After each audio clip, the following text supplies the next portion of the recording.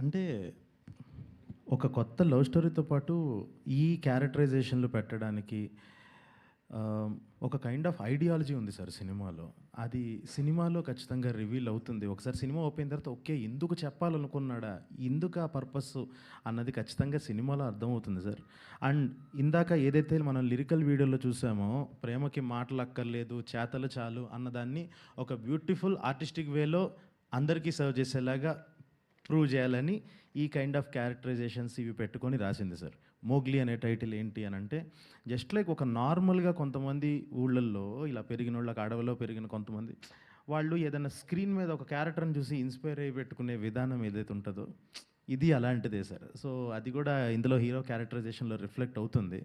So ఉన్నది ఏంటంటే నాకు ఫస్ట్ నుంచి ఇలాంటి సైలెంట్ లవ్ స్టోరీ చెప్పాలని ఎప్పటి నుంచో ఉంది సార్. చాలా సినిమాల్లో నేను ఈ మధ్యలో రాసిన కొన్ని సినిమాలు కూడా ఇంక్లూడ్ చేయడానికి ట్రై చేశాను. బట్ ఇది everything fall at one place అని అన్నట్టు ఫస్ట్ నుంచి ఒక ఒక డాన్సర్ డెఫ్ అండ్ మ్యూట్ అయితే ఎలా ఉంటుంది అన్నది హీరోయిన్ క్యారెక్టరైజేషన్ సార్. హీరోకి ఎప్పుడు అలా పెట్టాలని అనుకోలేదు. ఎందుకనంటే నా కైండ్ ఆఫ్ ఐడియాలజీస్ నా కైండ్ ఆఫ్ థాట్స్ అన్నవి నేను హీరో ద్వారానే ప్రొజెక్ట్ చేసుకోవాలి అని అనుకుంటాను. సో ఖచ్చితంగా మీరు చూసినట్టయితే ఇప్పుడు రోషన్లో నేను వినిపిస్తాను రేపు మీరు చూసినప్పుడు నా ఐడియాలజీ ఏంటి నా థాట్స్ ఏంటి అన్నది. సో ఫస్ట్ నుంచి ఆ ఉద్దేశం అయితే లేదు సార్. హీరో సైలెంట్ అయిన తర్వాత ఇట్ ఇస్ కంప్లీట్ కొత్త ఎక్స్పీరియన్స్ సార్. ఎందుకంటే మనం జనరల్గా లైఫ్లో ఎక్స్పీరియన్స్ చేసినప్పుడు ఎవరినైనా ప్రేమించినప్పుడు మాటలతో చెప్తాం, ఏదో ఒకటి చెప్తాం. ఇలాంటి సినారియో నాకు నా లైఫ్లో అయితే ఎప్పుడు రాలేదు. వేర్ ఒక మ్యూట్ అండ్ హియరింగ్ లేని అమ్మాయిని ప్రేమించడం. సో అలా చాలా చాలా కొత్త కొత్త థింగ్స్ నేర్చుకున్నాను. How to express my self through my actions, లేకపోతే ఎక్స్ప్రెషన్స్తో ఎలాగా కన్వే చేయొచ్చు కొన్ని చోట్ల. సో అలాంటి ఎక్స్పీరియన్సెస్ చాలా ఉన్నాయి and it was learning experience. Okay Vishwaprasad.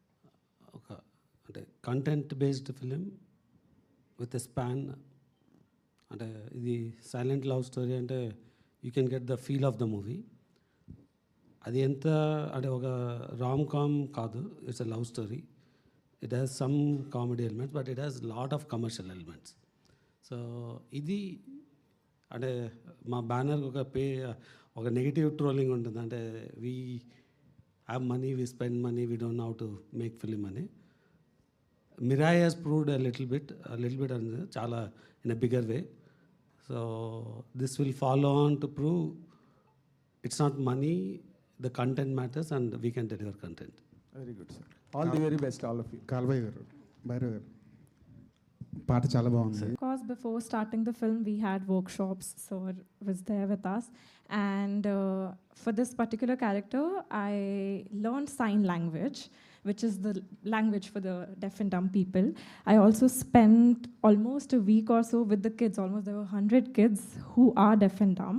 I spent time with them. I was observing them. I was learning from them, and workshop really helped me. The most difficult part was to not react, because as actors we are trained to listen and react and then act, but this was completely reverse for me. But I think workshops and sir's guidance really helped me a lot.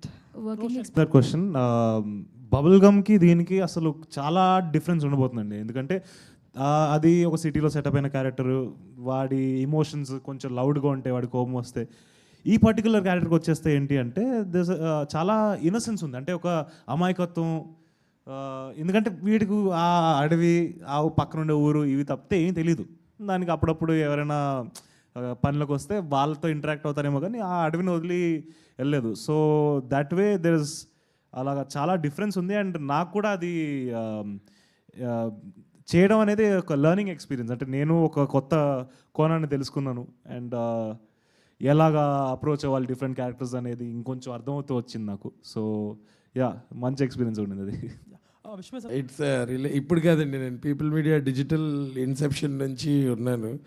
But now we are successfully doing films and I'm really happy to be a part of ఇంత మంచి institution. ఎందుకంటే దీనివల్ల చాలామంది they are progressing and prospering. So అందుకని ఇంకా ఉంటాయి, చాలా ఉంటాయి అంత సార్.